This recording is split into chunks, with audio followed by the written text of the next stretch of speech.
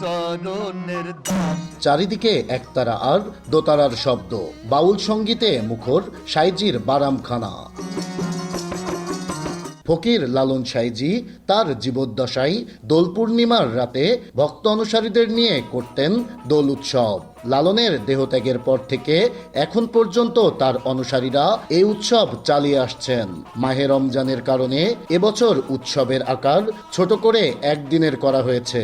সোমবার আখড়াবাড়ির ভেতরে চলছে গুরুকার্যের আয়োজন, বাইরে উন্মুক্ত মঞ্চে আলোচনা সভা।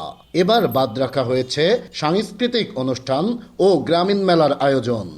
আমরা এখানে লালন সাইজির যে পূর্ণিমা দিবসে যে সাধুসঙ্গটা হয় সেটার কারণেই আমাদের এখানে আসা।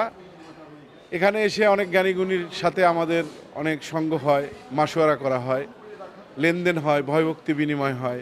সাইজির যখন থেকে এখানে আবির্ভাব হয়েছে তখন থেকে এই দোল উৎসবটা চলমান আছে। যারা পূর্বপুরুষ ছিল তারাও পালন করে গেছে।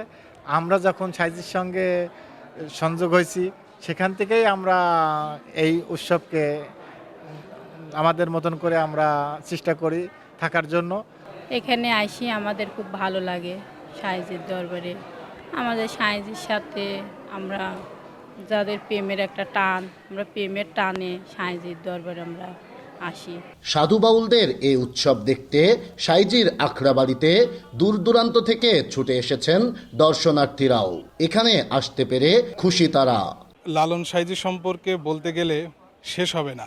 সে ছোটবেলা থেকে বইতে পড়ে আসছি, আর এখন দেখা যাচ্ছে এখানে এসে তার ভক্ত অনুসারীদের কাছ থেকে অনেক কিছু জানতে পারি। যে লালন শাহ যে বিশাল সমুদ্রের মতো জ্ঞানের অধিকারী ছিল। মাজার দেখলাম, এই সাইডে আপনার যে অনুষ্ঠানের এগুলো দেখলাম, ভালো লাগছে। আমি সাতক্ষীরা থেকে আসছি, এই ফার্স্ট আসা আমার এখানে, লোকে মুখে শুনে আমি আসলাম, অনেক ভালো লাগছে। দোল পূর্ণিমার উৎসবে এসে খুব ভালোই লাগছে। অনেক দূর দূরান্ত থেকে লোক আসছে, বিভিন্ন ধরনের বাউল শিল্পীরা আসছে, খুব ভালোই লাগছে দেখে। এই উৎসব সুষ্ঠুভাবে সম্পূর্ণ করতে এখানে আসা দর্শনার্থী ও সাধু বাউলদের থাকা সহ সব ধরনের ব্যবস্থা করেছেন আয়োজকরা। পুলিশের পক্ষ থেকেও নেওয়া হয়েছে সার্বিক নিরাপত্তা ব্যবস্থা।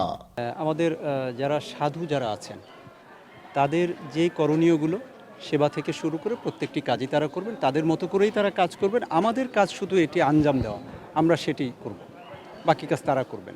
আমাদের কাছে এই ধরনের তথ্য এখনও নেই, তবে যদি আসেন তাহলে আমরা অবশ্যই তাদের জন্য যে যত্ন আস্তিকের যে বিষয়টি সেটি তো আছেই, এবং সে ব্যবস্থাটি থাকবে।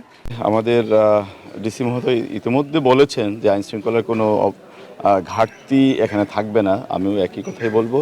এখানে আসলে আমরা সবসময় বলি 3 স্তর 4 স্তর, আমরা আসলে সিচুয়েশনকে অ্যাসেস করে এটা আমাদের যে ধরনের ব্যবস্থা নেওয়ার কথা সকল ব্যবস্থা আমরা রাখছি।